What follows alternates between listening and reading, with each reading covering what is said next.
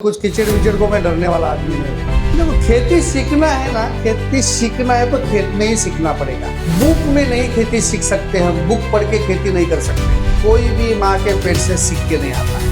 वो देख रहे हैं मेरे टी शर्ट वाले भाई, उन्होंने मुझे बोला कि सर ऐसा केला हम भी करते हैं, बट हमारा लक खराब है कि हमारे पास में व्यापार ही नहीं है। 15 मिनट के बाद अगर आपने बोला कि सर कंटिन्यू करो तो 3 घंटा नहीं उठने दूंगा यहाँ से, जब तक आप सीख के नहीं जाते। मेरी याद 5 साल बाद आपको जरूर आएगी कि ये बोल के गया था। उस टाइम में अगर हम ये लाइन पकड़ लेते तो आज हमारा दिन अच्छा रहता। कि सर मुझे ये अभी भाई बोलेगा मुझे रेट नहीं मिल रहा है, मार्केट तो चल रहा है 2200-2300, मुझे 1500 क्यों दिया गया? सोचना पड़ेगा। कोई बोलता मेरा लाख नहीं बन रहा है, लाख बराबर। कोई बोल रहा है मेरा लेंथ नहीं मिल रहा है, कोई बोल रहा है मुझे कलर नहीं मिल रहा है, कोई बोल रहा है मेरे पत्ते पीले हो गए, कोई बोलेगा हरे पत्ते नीचे आ गए। सुनेंगे हम लोग सब प्रैक्टिस। मैं आपके अंदर क्या हूँ, बाहर का नहीं हूँ, मैं इंसान हूँ, मैं केला लगाने वाला किसान हूँ।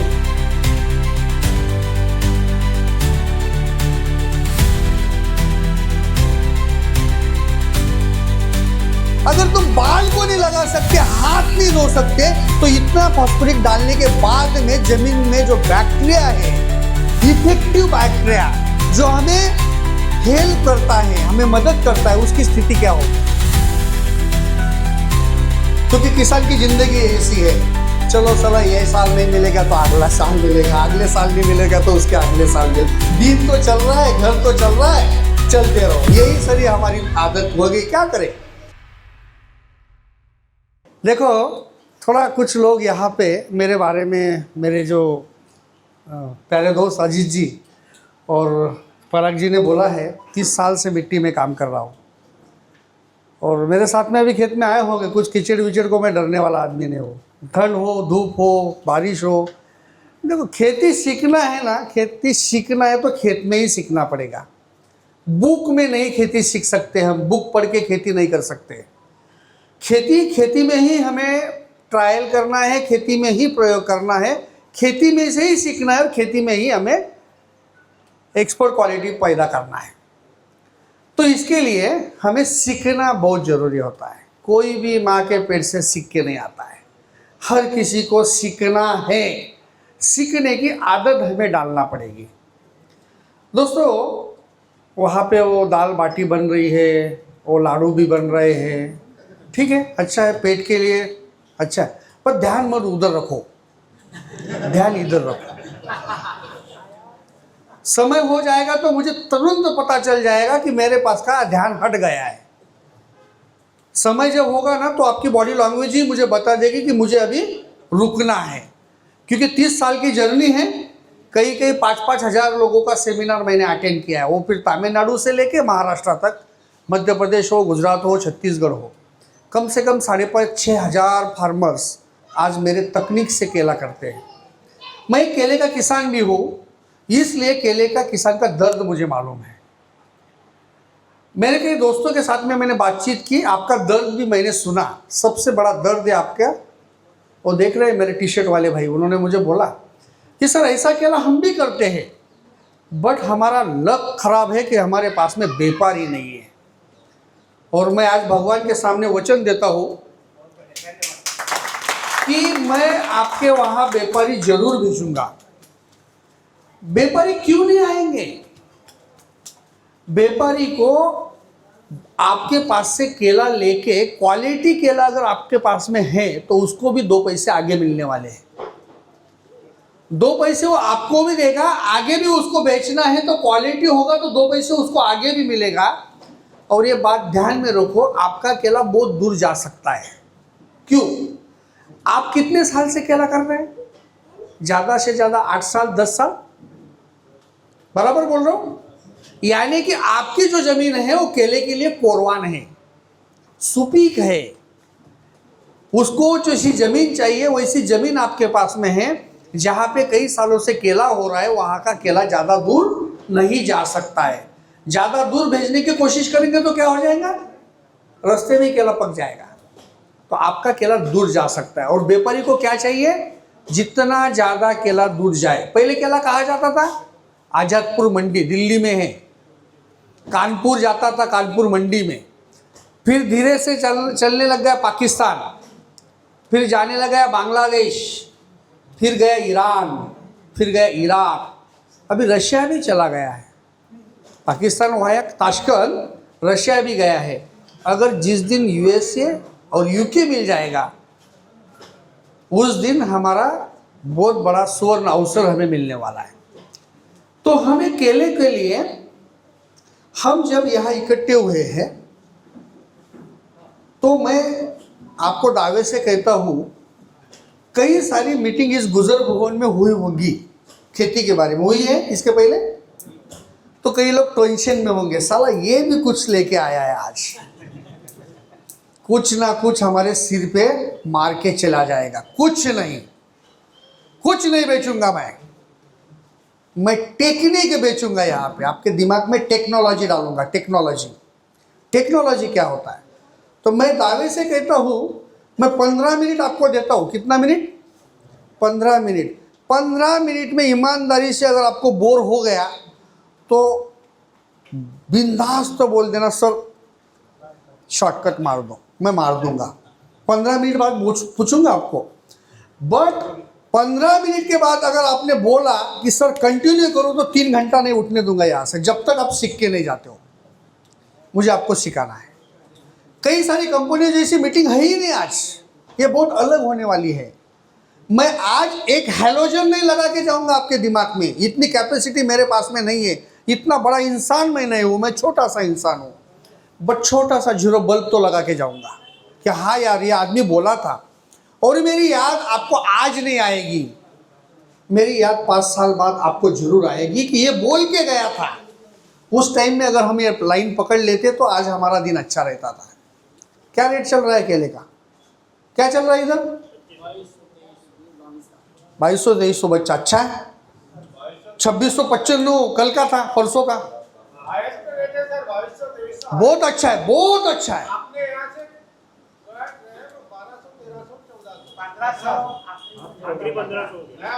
यहाँ पे और मार्केट चल रहा है 2200-2300 चल रहा है या और नहीं मिल रहा है।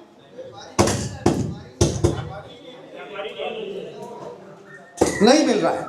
चलो वो मुझे एक बात बताइए, व्यापारी जब आपके खेत में आता है, देखो हमें आज की मीटिंग कैसी करना है। राम जी का जन्म हो रहा है, वो वनवास में जा रहे हैं, वनवास पूरा करके फिर वापस राजगद्दी पे बैठ रहे। इतना मेरे पास में टाइम नहीं, आपके पास में भी टाइम नहीं है। मैं ही बोलता रहूं, आप सुनते रहो, ये नहीं चलेगा। क्या चलेगा? 2 वे। जैसा वो भाई आज बिंदास से बोले कि ये चल रहा है, 2 वे चलो। आप बोलो, मैं बोलूंगा, आप सवाल पूछो, मैं जवाब दूंगा। तो हम सवाल जवाब से चलेंगे। यहाँ पे केले के किसान बैठे हैं ना, हर एक के दिमाग में कोई ना कोई प्रॉब्लम है कि सर मुझे ये प्रॉब्लम। अभी भाई बोलेगा मुझे रेट नहीं मिल रहा है, मार्केट तो चल रहा है 2200-2300, मुझे 1500 क्यों दिया गया है? सोचना पड़ेगा। कोई बोलता मेरा लाट नहीं बन रहा है। लाट बराबर ध्यान में आ गया ना अभी? लाट बराबर बोल रहा हूँ ना? हाँ, लाट नहीं बन रहा है। कोई बोल रहा है मेरा लेंथ नहीं मिल रहा है, कोई बोल रहा है मुझे कलर नहीं मिल रहा है, कोई बोल रहा है मेरा रूम तो निकल गया, पर जब तैयार होना चाहिए जितना स्पीड से उतना तैयार नहीं हो रहा है। कोई बोल रहा है मेरे पत्ते पीले हो गए, कोई बोलेगा हरे पत्ते नीचे आ गए, नीचे वाले मुड़ के तोड़ के नीचे आ गए। तो हर एक का किसी न किसी का सवाल है। तो ये सवाल पूछना चालू करो। जितना आप सवाल पूछोगे उतना मीटिंग में इंटरेस्ट आएगा। ये 2 वे मीटिंग हम लोग करेंगे। तो हम सवाल से स्टार्ट करें या फिर मैं एक थोड़ा सा सेशन ले लेता हूँ हल्का सा। यहाँ पे केले के पौधे लगते हैं, सकर्स नहीं लगता है, कंद जिसको बोलते हैं। यहीं से 70 किलोमीटर बाजू में चले जाओ, पाल से नीचे, बिस्टान से नीचे चले जाओ, बिस्टान से झिरना, झिरना से पाल से रावेर, 30% लोग वहाँ पे सकर्स आज भी लगाते हैं। आप पहचान नहीं पाओगे कि ये सकर्स है या पौधा है। देखो भाइयों, हमें अगर आगे बढ़ना है केले में तो यहाँ से बाहर निकलना पड़ेगा, देखना पड़ेगा कितना दूर है। बहुत दूर है। आप सुबह निकलोगे 10 बजे तो शाम को 5 बजे तो देख के आ जाओगे। तो हमें निकलना पड़ेगा, हमें देखना पड़ेगा लोग क्या कर रहे हैं, हम क्या कर रहे हैं, हमारे कुछ चीज़ें छूट रही है क्या हमारे गलती से, उसको हमें देखना है। तो सकर्स लगाते हैं, तो यहाँ पे तो सब पौधे लगाते हैं। तो पौधे लगाने के दो सिस्टम होती है, एक तो नाली में लगाए और एक रेस बेड पे। रेस बेड यानी कि गादी, ऊपर गादी बनाई जाती है, इसे ऊपर बेड बनाया जाता है। तो कितने लोग नाली में लगाते, हाथ ऊपर करो। और ईमानदारी से करना, कोई ना यहाँ के एग्जाम हो रही कि पारितोषिक मिलने वाला है। नाली वाले अभी नीचे हो जाए, बेड वाले ऊपर करो। अरे यार, तो बेड वाले पागल है या नाली वाले पागल है?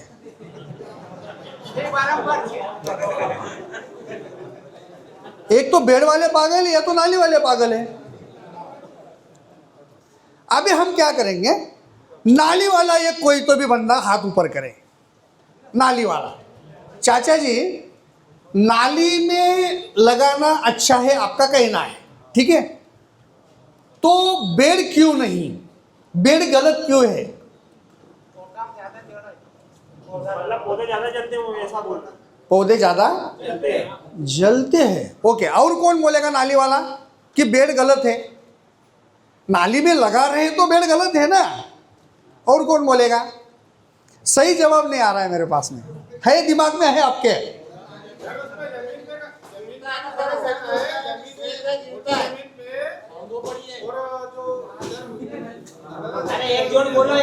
रुको रुको रुको, हाँ, जाड़ी जाड़ी जमीन है, भारी काली वाली, हाँ, काली वाले में बेड जरूरी है, ओके। हाँ, और उसमें अपन ये भी लगा सकते हैं कि जो हल्की जमीन है, हाँ, जो नजरा साइड की मोरे, उसमें लगा सकते हैं। यस यस, दिक्कत नहीं है, हाँ, उसका भी कोई यस यस, ओके ओके। और कौन? और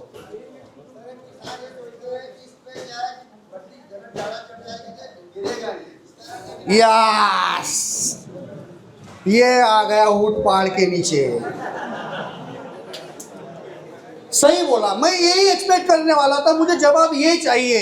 ये तो बहाने हैं हमारे बाकी के, ये तो बहाने हैं। भारी है तो बनाओ, हल्की हल्की में बेड बना के केला करके देखो कैसा होता है। प्लेन नाली में, अगर हल्की जमीन में, भूरी जमीन में नाली में केला बनाओ, और वही भूरी जमीन में, हल्की जमीन में आप बेड बनाओ, लाट ज्यादा बनेगा। सुनेंगे हम लोग सब प्रैक्टिस। मैं आपके अंदर क्या हूँ, बाहर का नहीं हूँ, मैं इंसान हूँ, मैं केला लगाने वाला किसान हूँ। देखो उन्होंने बोला पौधा गिरता है, सही भैया? सिंगल लैटर, डबल लैटर, कितने लोग सिंगल लैटर वाले हाथ ऊपर करो। Single letter, single letter, single letter में नली में अगर हमने केला लगाया, भैया मेरा सवाल सोचो, सुनो, सिंगल लैटर में केला हमने अगर बेड पे लगाया तो केले का पौधा उखड़ के गिर जाता है। कौन से समय में उखड़ता है? जब लूम निकलता है। बराबर बोल रहा हूं, गलत बोल रहा हूं? सवाल सही से सुनो, जल्दबाजी मत करो जवाब देने की। जब केले का पौधा बेड पे जड़ से उखड़ के गिरता है सिंगल लैटर पे, तो पौधा कौन से साइड में गिरता है? नली के ऊपर या नली के उस विरुद्ध साइड में? नली के ऊपर ही गिरेगा।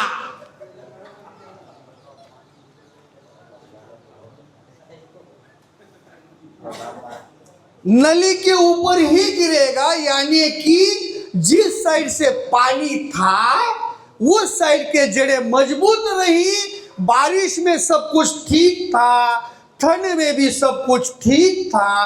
एक त्योहार आता है संक्रांत, 14 अप्रैल 12 अप्रैल में, 14 जनवरी या 15 जनवरी में संक्रांत आती है। हम लोग बोलते हैं तिल तिल तिल तिल, मालूम है तिल? आज से तिल तिल से दिन बढ़ेगा और तिल तिल से टेम्परेचर बढ़ेगा। ठंड निकल जाएगी और अभी टेम्परेचर बढ़ेगा। संक्रांत के बाद में जैसा जैसा टेम्परेचर बढ़ना चालू हो जाता है वैसे वैसे नली के दूसरे साइड से पानी मिलना कम हो जाता है, वहां की जड़ें वीक होना चालू हो जाती है, वीक। और जून में लगाया हुआ केले का लूम कब निकलेगा? जून, जुलाई, अगस्त, सितंबर, अक्टूबर, नवंबर, दिसंबर, जनवरी। जनवरी में ही उसका लूम निकलेगा और जनवरी फरवरी में लूम उखड़ के नली के आंग के ऊपर गिर जाएगा, जहां से पानी कम हो गया है। तो बेड़ बदनाम है। ये गलती बेड़ की है या पानी की है भैया? क्लियर पिक्चर क्लियर हो गया? क्लियर हो गया पिक्चर? अब हमें क्या करना पड़ेगा फिर? पैसे नहीं है मेरे पास में इतने। मेरा 7/12 उतारा, मेरा खसरा, मेरी डायरी कोरी नहीं है, बोझा है। एमपी एग्रो का बोझा, ये SBI का बोझा, इसका बोझा, उसका, किसका कोरा है? कौन है बोट? मेरे ऊपर बोझा नहीं है। डायरी बोलते हैं ना इधर MP में, वो नहीं, वो खेते पावती के ऊपर सभी का है ना, किसी को छुटा नहीं साला हो। क्योंकि किसान की जिंदगी ऐसी है, चलो साला ये साल नहीं मिलेगा तो अगला साल मिलेगा, अगले साल नहीं मिलेगा तो उसके अगले साल मिलेगा। दिन तो चल रहा है, घर तो चल रहा है, चलते रहो। यही सारी हमारी आदत हो गई। क्या करें? कोई हमारी तरफ ध्यान ही नहीं दे रहा है, ना भगवान दे रहा है, ना ये इन्वायरमेंट दे रहा है, ना ये पॉलिटिक्स वाले दे रहे हैं। बस हमारा कष्ट हम करते रहते हैं। तो डबल लैटर के लिए हमारे पास में पैसा नहीं सर है। मैं ये आपके सिंगल ड्रिप और डबल ड्रिप का प्रैक्टिकल बताता हूँ। मेरे पास क्या हुआ, सिंगल ड्रिप भी था और डबल ड्रिप भी था। जैसे एक बेड में डबल ड्रिप, एक बेड में सिंगल ड्रिप। मेरा पौधा मतलब एकदम, दोनों को मैंने देखा प्रैक्टिकली, तो दोनों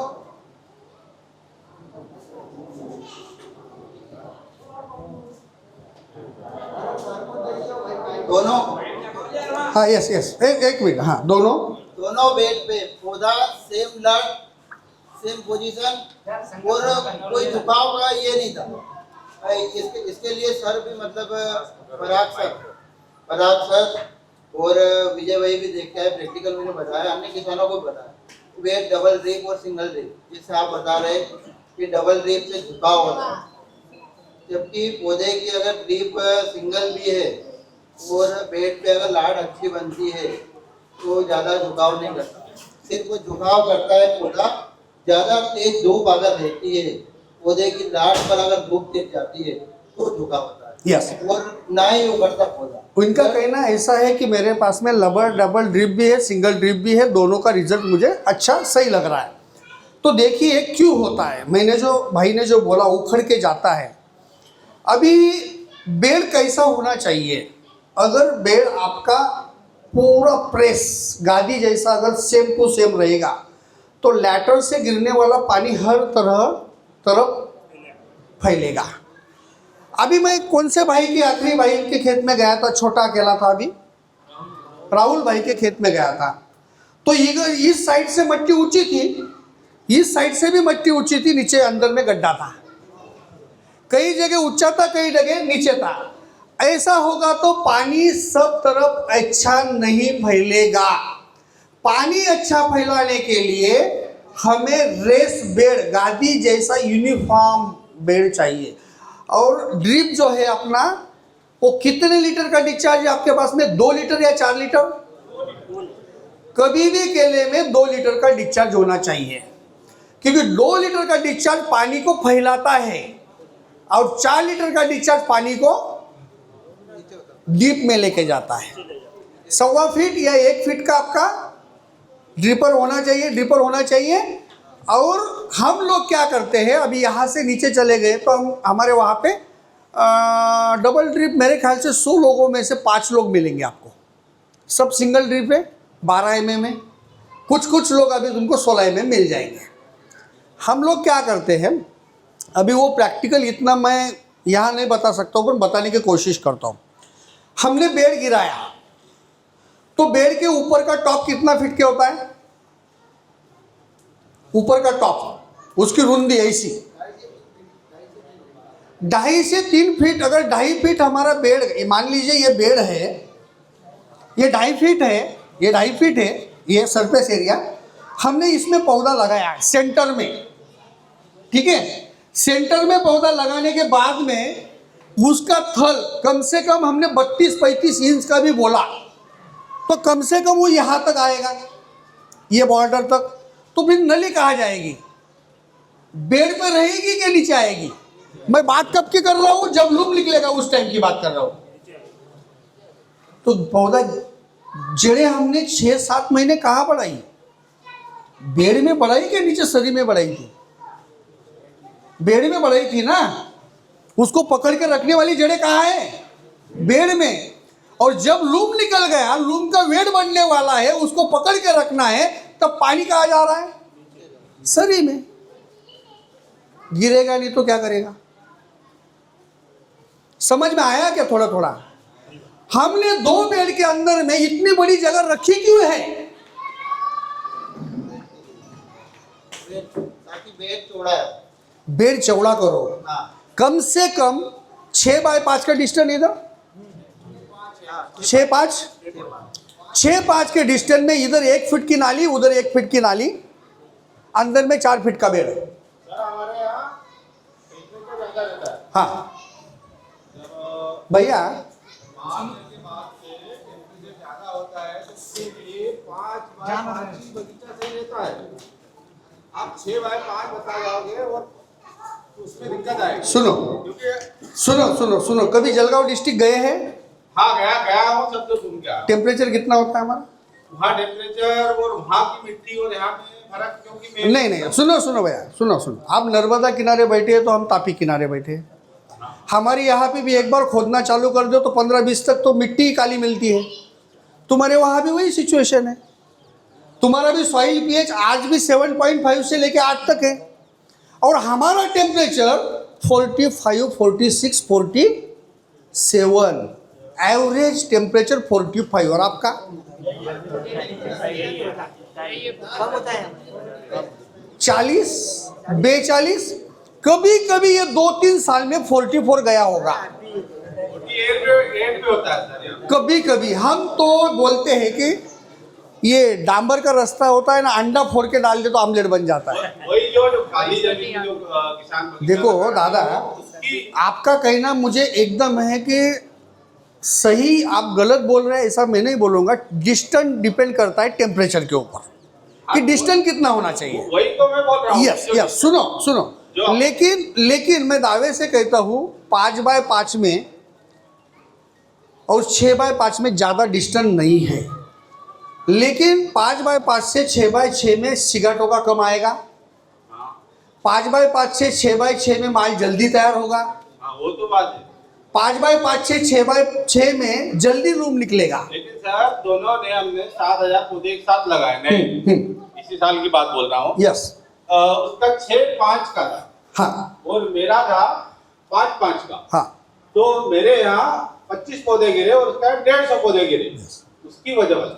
नहीं, देखो आप एक काम देखो, आज वजह का मतलब वही है कि वो जो अपना सिस्टम है कि नहीं।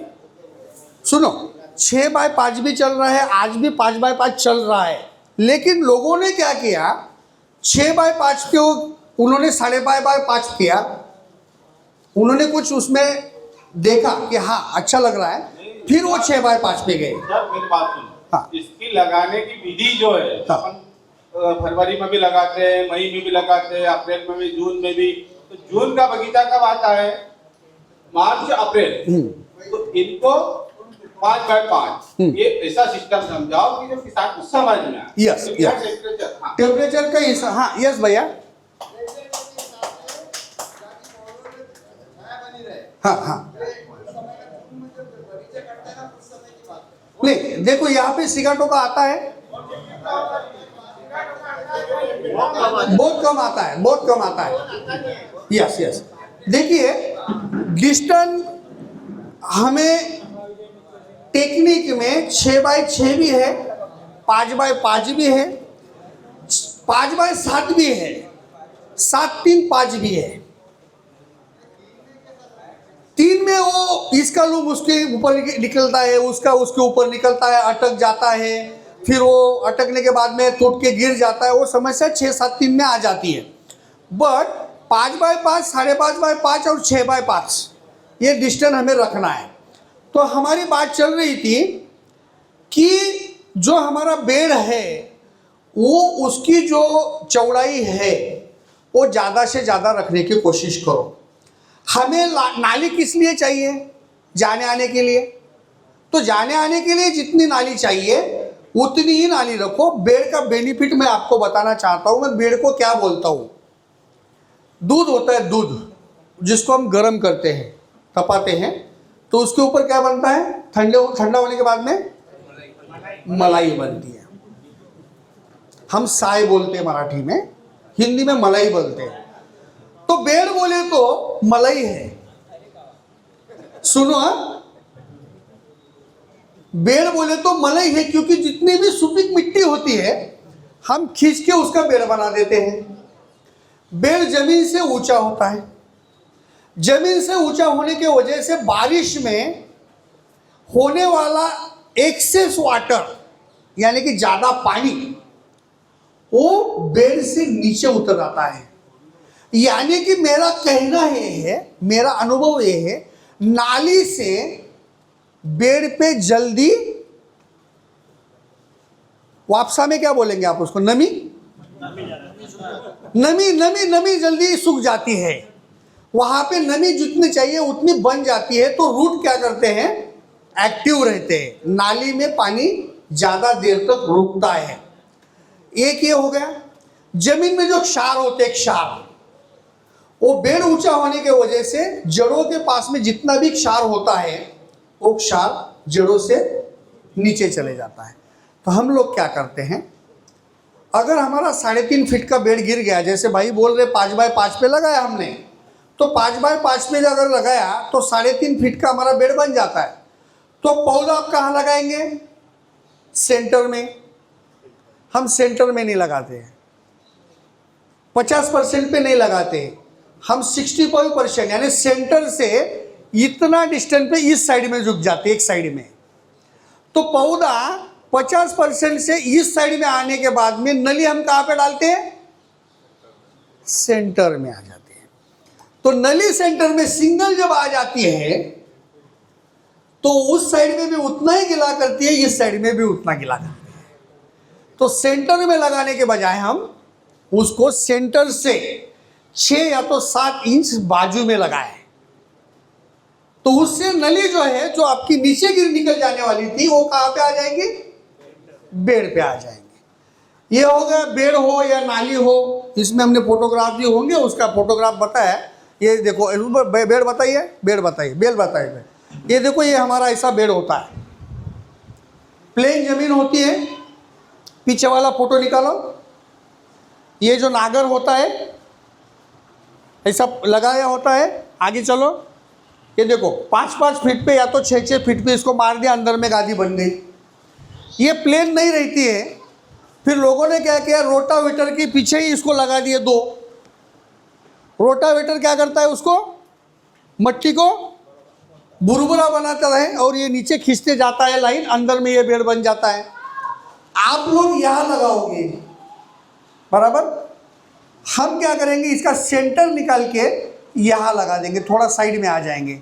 यहाँ आने के बाद में इसका ये जो घाट बनेगा, ये ऐसा बनेगा, तो नली यहाँ पे आ जाएगी। नली अगर यहाँ पे आ गई तो इतना गिला वहाँ पे करेगी तो उतना गिला को यहाँ पे करेंगे। 100% नहीं, लेकिन 75% बेड गिला रहेगा अगर आप साइड में लगाओगे। देखो नाली कितनी छोटी है और बेड देख लो, इसको बोलते हैं रेस बेड। ये बेड ऐसा बनना चाहिए। आगे लीजिए। दूरी कितना लेना चाहिए, ये तो हो गया। पौधा लगाए या सतर्स लगाए, इसके बारे में बोलने की कोई बात नहीं। आगे, हाँ, पौधे के फायदे, एक सरी के बढ़ते, एक सरी का लोम निकलता है, एक सरी का माल तैयार होता है, एक सरी का कट जाता है, तो रटून भी हमें पिलबाग भी छोड़ने के लिए हमें आसानी हो जाती है। आगे, ठीक है, इसको थोड़ा पीछे कर लीजिए, ये बेसल डोज को पीछे लीजिए। दोस्तों, अभी हम मेन पॉइंट पे जा रहे हैं। बोला 15 मिनट से ज़्यादा होगा यार, चलने दो। हम अभी बात करेंगे लाट के ऊपर। यहाँ पुराने हमारे पिताजी चाचा जी के उम्र के भी लोग बैठे हुए हैं, उनका भी एक्सपीरियंस है। मेरा खुद का मानना एक है, जितना ज़्यादा मोटा लाट उतना बड़ा लूम। जितना बड़ा लूम उतना उसका वेट ज्यादा। सही है? तो लाट बनाने के लिए किसको बुलाना पड़ेगा? मोदी को, मामा को, राहुल को, हमको। तो लाट बनाने के लिए कौन चाहिए ये भी आपको मालूम होगा, वो भी आप दे रहे हैं तो भी आपका लाट 35, 37, 38 आगे है। 38 के आगे 40 है? कोई 40 है? 42? मैं 45 वाला बैठा हूँ। अभी मेरे कई दोस्तों को फोटो बताया, मैंने फोटो बताया मेरे दोस्तों को, बैठे यही कहीं बैठे होंगे। मैंने फोटो बताया, मेरा खुद का फोटो बताया, टेप बताया, उसका इंच बताया, उसका साइज बताया। तो वो भी तो 40-42 कर रहे हैं, मैं भी तो 44-45 कर रहा हूँ, आप भी तो 37-38। कुछ अलग होगा, क्यों बना होगा? हमें ये सीखना है आज। लाट का मोटापन कौन ये बनाया था 40 यस कोरोना यस, हमारे घर का। टाइम बहुत था उस टाइम में। तो सुनो, लाट कौन सा खाद बनाता है? सवाल है मेरा। फास्फोरस बनाता है। तो आप फास्फोरस नहीं डालते हो सब लोग? तो फिर क्यों नहीं लाट इतना बन रहा है हमारा? इसका टेक्निक क्या है, क्या रीजन है? फास्फोरस हम कैसे देते हैं? डीएपी के माध्यम से देते हैं, 10-26, 12-32 के माध्यम से देते हैं, 12-61-0 के माध्यम से देते हैं, 0-52-34 के माध्यम से देते हैं, फास्ट मैजिक के माध्यम से देते हैं। ये सब देके भी कभी कभी लाट नहीं बनता है। तो ये समझना है, ये साइंस है। मैं जो बात बता रहा हूँ आपको, फास्फोरस जो होता है वो होता है इनसोल्यूबल, सोल्यूबल नहीं होता है। ये दिमाग से निकाल डालो कि डीएपी का पानी हो गया, 0-52-34 का पानी हो गया तो वो सोल्यूबल, वो इनसोल्यूबल फॉर्म में है। जब तक वो सोल्यूबल नहीं होगा तब तक फास्फोरस पौधे को नहीं मिलता है। नहीं, ये भी सवाल याद रखना, जब टाइम आएगा तो आप याद रखो, फास्फोरिक एसिड लाट बनाता है क्या, ये सवाल पूछना याद रखो। हम ये ट्रैक कंप्लीट करेंगे, ये सवाल जरूर पूछो, क्योंकि ये दिमाग में चलने वाला बहुत बड़ा इश्यू है। कैन के कैन छोड़ रहे लोग, यस, उसको वो भी सवाल पूछो। तो फास्फोरस, ये जो पुराने लोग होते हैं ये क्या बोलते थे पहले, कि कोई भी क्रॉप अगर लेते हैं तो फास्फोरस जल्दी डालो। अभी मान लीजिए आप कपास भी लगाते हैं, इधर कपास लगती है, कपास लगने के बाद पहला डोज हम देंगे यूरिया और पोटास का, ओनली यूरिया पोटास। उसके 15 दिन बाद वापस देंगे हम यूरिया और पोटास। जब कपास को फूल लगना चालू हो जाएगा उस समय में देंगे हम 10-26 या तो डीएपी। चलेगा? क्या होगा अगर फूल लगते समय तक हमने 10-26 या डीएपी नहीं दिया, ओनली यूरिया और पोटाशी दिया कपास को, तो कपास के पौधे में फूल लगने के समय में क्या स्थिति रहेगी? सोचो। पौधा खाली बड़ा हुआ दिखेगा, उसका तना जो है वो कमजोर दिखेगा, उसको ब्रांचिंग कम मिलेगी, ब्रांचिंग डालिया। तो डालिया ब्रांचिंग कम मिलेगी तो फ्लॉरिंग कम मिलेगा, फ्लॉरिंग कम मिलेगा तो बॉल कम मिलेगा। यानी कि हम कपास को कहने से पहले फास्फोरस देते हैं, नहीं यूरिया पोटाश देते, हम फास्फोरस देते हैं। तो पुराने लोगों का कहना यह है, और वो भी साइंस है, कि दिया हुआ फास्फोरस जल्दी उपलब्ध नहीं होता है। ये सुना है सभी ने? सुना है सभी ने? सभी ने। फिर ये पूछा नहीं हमने दिमाग को, क्यों नहीं होता है? वो उपलब्ध होने में कौन ऐसे तत्व होते हैं कि वो दिक्कत करते हैं? दोस्तों, हम जमीन में जो भी फास्फोरस डालते हैं लाट बनाने के लिए, एक ही काम फास्फोरस का नहीं है। आपने पौधा लगाया, उसको जड़ें दो प्रकार की होती है। कौन कौन सी जड़ें होती है? एक जाड़ी वाली मुख्य जड़ और सफेद जड़ बारीक बारीक वाली। हमारी कोशिश पौधा लगाने के बाद में कौन सी जड़ बढ़ाने की कोशिश करते हैं हम लोग? व्हाइट रूट मेन रूट पे आती है कि मेन रूट व्हाइट रूट पे आती है? मेन रूट पे व्हाइट आती है। अब ये भाई है हमारे, थोड़ा गुस्सा नहीं करेंगे ना? थोड़ा 1 मिनट खड़ा रहो ना, आ जाओ मेरे पास में। मेरे दोस्त है, पहली पहचान इनसे हुई। अभी हम लगाते ही कौन सी रूट बनाने की कोशिश कर रहे हैं? Main road. व्हाइट रूट, बराबर ना? यूमिक क्यों लिया भाई आपने? तो ये इसका कहना है, मेरा कहना है ऐसा, इनके पास में कंगी मंगना। भाई पहले आप मेन रूट बनाइए तो व्हाइट रूट ऑटोमेटिकली बढ़ जाएगी। सही है ना? हमारी कोशिश क्या रही? व्हाइट रूट बढ़ाओ और पहले मेन रूट बढ़ाओ। Thank you. वो आपका एक खुला था ना, इसलिए बुलाया। और टेंशन मत लीजिए, मेरा भी प्रॉपर्टी चली गई है, थोड़ी बहुत बची है, 2-4 साल में वो भी चले जाएगी।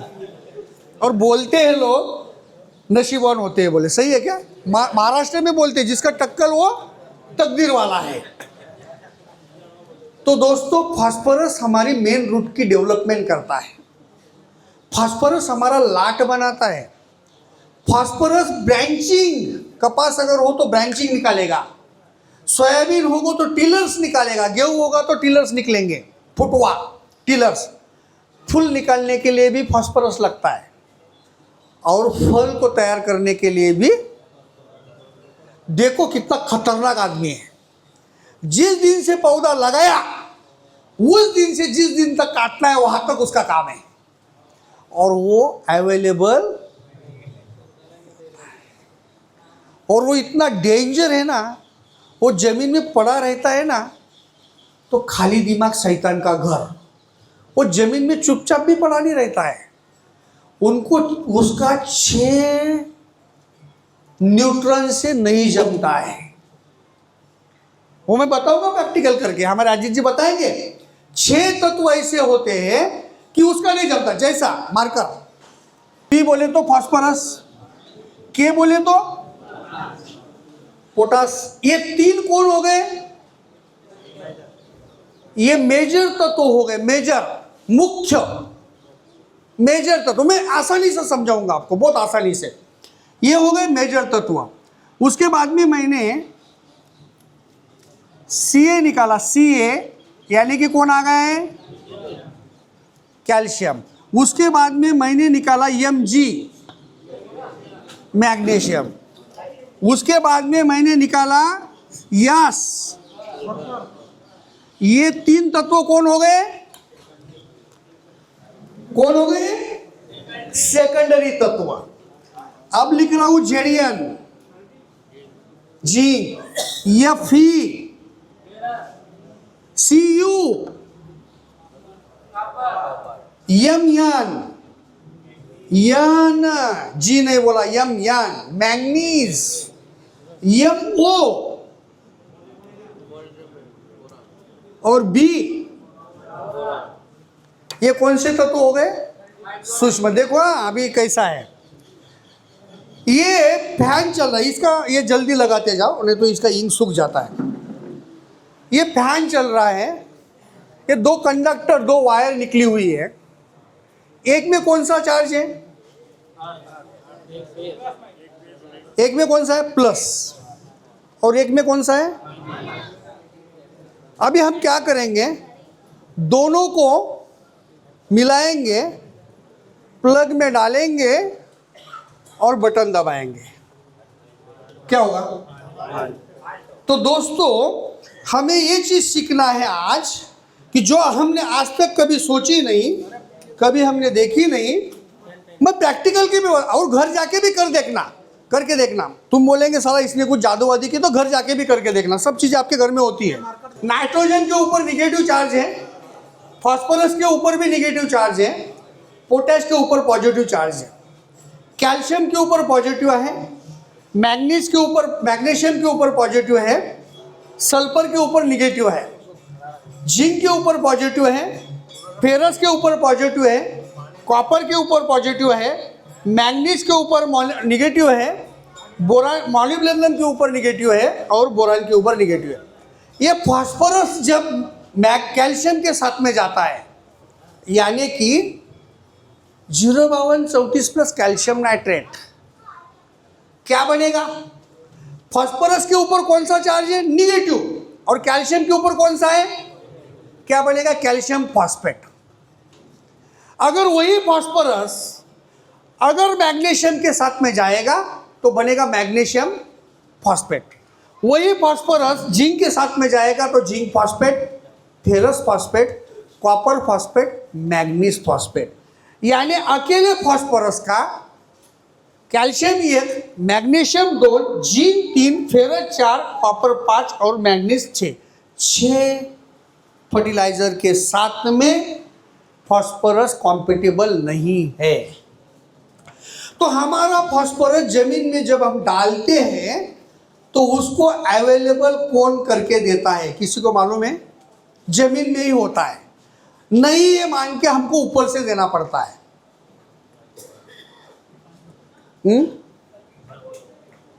एक जीव है,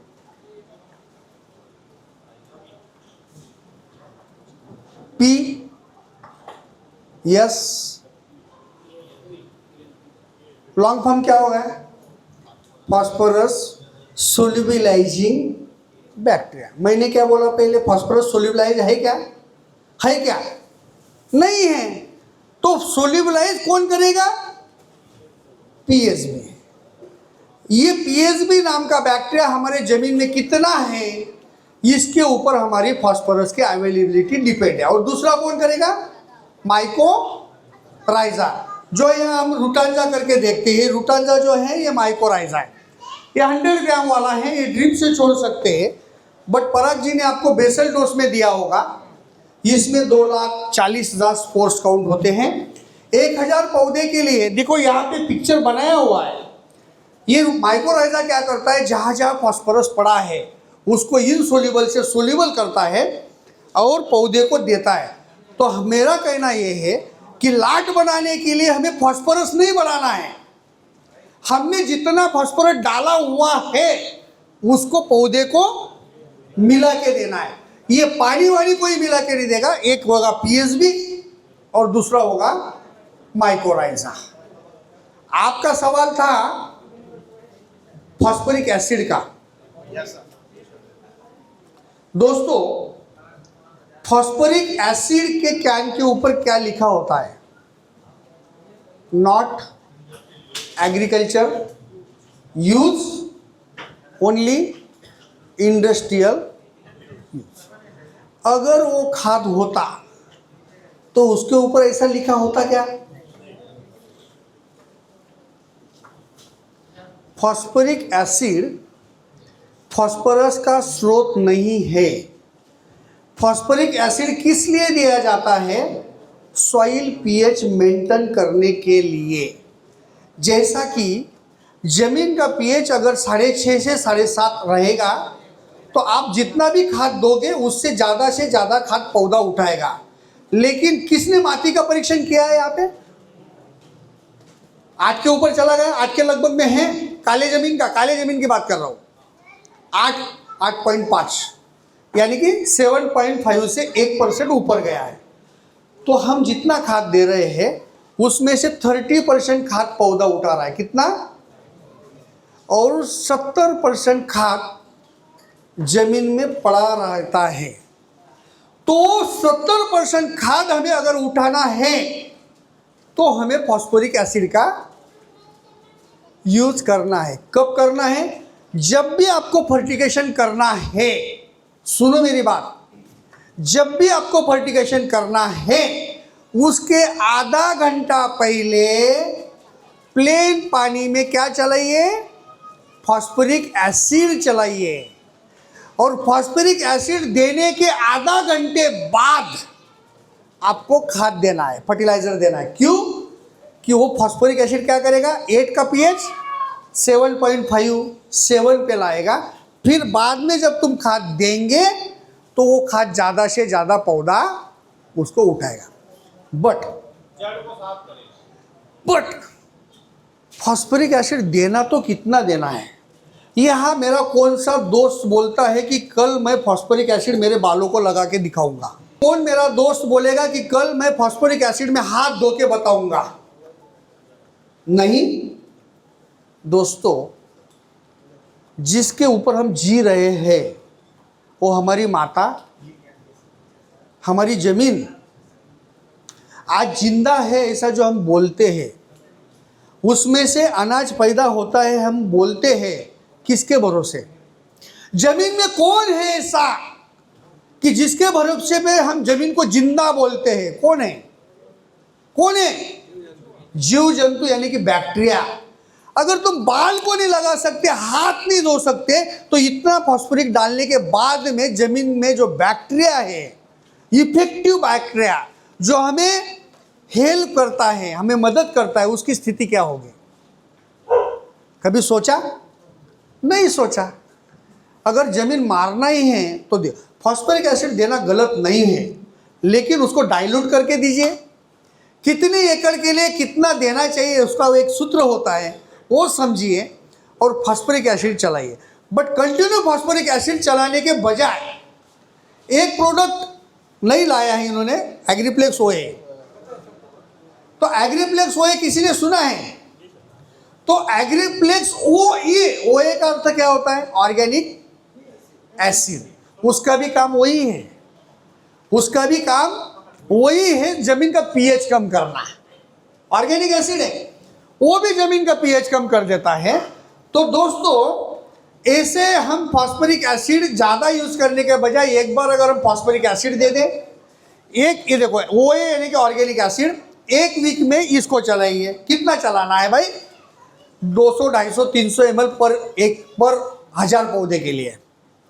अगले वीक में फॉस्फोरिक लीजिए, उसके अगले वीक में ये लीजिए, अगले वीक में अल्टरनेट चलाओ, तो हमारा जमीन का ये भी रहा। इसका भैया का कहना ऐसा है कि हमें भी समझना चाहिए अभी कुछ बातें जो मैंने आपको बताई। एक्सपर्ट की सलाह लीजिए कि मेरा केला इतना है, मैं वीक में कितना फॉस्फोरिक चलाऊं, और फॉस्फोरिक चलाने समय अपना पीएच क्या है। अगर किसी का पीएच 6.5 से लेके 7.5 है तो फॉस्फोरिक चलाने का मतलब क्या है? पीएच तो मेंटेन है ना भाई, आपका पीएच तो मेंटेन है, पीएच क्या है देखना जरूरी है। अब हम एक प्रैक्टिकल ऐसा करते हैं कि मैंने बोला था फास्फोरस के ऊपर कौन सा चार्ज है? निगेटिव, धन्यवाद। और जिंक के ऊपर पॉजिटिव। तो देखो अभी ये 2 वायर जो हमने कंडक्टर बोले थे, ये पानी लिया, पानी में डाल रहे हैं अभी ये 05234। कितना डाल रहे हैं? बस बस बस बस, ये डाला उन्होंने 05234। उसको अभी घोल बना रहे हैं। हाँ ये देखिए 05234। एक टॉर्च लगा दीजिए उनके पास में, बहुत सारे प्रतिनिधि हैं, टॉर्च लगाओ मोबाइल वाला। हाँ ओके, घुलाओ जल्दी जल्दी से, घुमाओ। जल्दी नहीं घुल रहा तो समझ लेना इनका टीडीएस ज़्यादा है। फर्टिलाइजर जल्दी अगर घुलता है, लिक्विड हो जाता है, तो समझ लेना हमारा टीडीएस अच्छा है। हो गया बहुत सारा। अभी हमने पानी में क्या डाला? निगेटिव वाला फर्टिलाइजर 05234, 52% फास्फोरस है, उसके ऊपर निगेटिव चार्ज है। हो गया। अभी डाल दीजिए उसमें जिंक सल्फेट, ये पॉजिटिव चार्ज वाला है। बुलाओ पेन से, ए दादा बुलाओ। ये देखो अभी इसमें घोल जो बना है, इसमें आपको छाछ जैसा बनते हुए दिखेगा। अभी वो फट गया, यानी कि क्या बना है? Zinc phosphate. किसके लिए यूज करते हैं? हाँ, अभी इसको रखेंगे, ये जम जाएगा अब हम क्या करेंगे, जब जिंक अलग था तो वो खाद था, फेरस अलग था, फास्फोरस अलग था तो खाद था। अभी वो जम गया, यानी कि प्रेसिपिटेट हो गया, जिंक फॉस्फेट बन गया। अभी वापस से हम जिंक को अलग करेंगे, फास्फोरस को अलग करेंगे। ये तो जम गया, पर जमने के बाद में भी ये एसिड में कितनी ताकत होती है, ऑर्गेनिक एसिड में, ये ताकत हम उसकी देखेंगे। रख दीजिए आप इसको, अभी इतना लोग देखे तो बाकी को समझ में आ जाएगा। ये देखिए दोस्तों, मैंने 2-3 खेत जो देखे वो बहुत गर्मी में यहाँ पे केले लगे थे जनवरी के बाद में, और कई सारे दोस्तों के पौधे जल भी गए हैं धूप की वजह से। तो मेरे कुछ दोस्तों के साथ में मैं खेत में गया था, वो सन 9 डालते हैं, उसको खाली ऊपर से काटते हैं, बट उसकी थिनिंग नहीं करते हैं। पौधा आपका ऊंचा, सूरज की किरणें मिलने के लिए ऊंचा बढ़ते जाता है, लाड़ बनता नहीं है। इसलिए उसको धीरे धीरे, उसके पास में अगर 25 पौधे होंगे सन 9 के, तो उसको आप कट करते रहो।